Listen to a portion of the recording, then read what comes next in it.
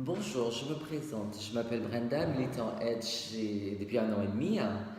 Aujourd'hui, j'aimerais vous parler de la transphobie que j'ai rencontrée sur mon parcours professionnel dans la région de PACA et surtout à Marseille. Et en fait, je me suis rendu compte de ça quand je m'étais présentée au Pôle emploi pour mon premier entretien, création de dossier, réinscription et tout. Et quand elle m'a reçu, et quand elle a vu mon identité administrative et elle m'a regardé, elle était, on va dire, déstabilisée déjà pour commencer. Lors de l'entretien, elle ne prenait pas en compte en fait dans mes recherches ou quoi que ce soit. Elle voulait m'imposer des choses qui ne correspondaient pas du tout à mon profil, comme si j'avais pas ma place à être là, ni décisionnaire de ce que je voulais faire.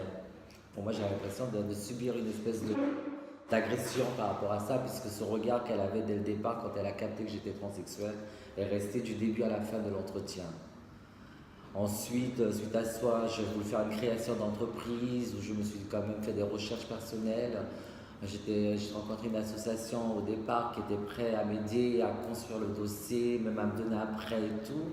Quand elle a construit le dossier, qu'ils se sont rendus compte que j'étais trans, ils m'ont dit, bah écoutez, on va pas pouvoir vous suivre, on va vous balancer sur une autre assoce, on va vous envoyer les coordonnées que je n'ai jamais reçues. C'est une chose qui s'est quand même passée depuis le mois de juin. On est septembre et je n'ai jamais eu de retour. J'ai fait un mail, j'ai appelé, on me dit oui, oui, oui, on prend en compte, on vous répondra et toujours pas. Donc voilà, moi ma question c'est comment peut-on subir ça en 2018.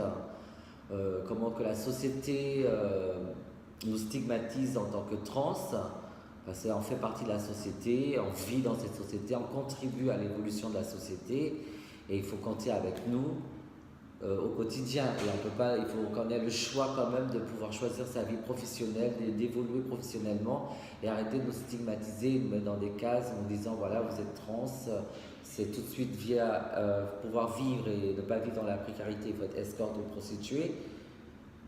Il faut qu'on puisse avoir ce choix. Donc moi, ma question, c'est comment lutter, quelles solutions avoir, comment faire pour que cette société nous accepte au quotidien.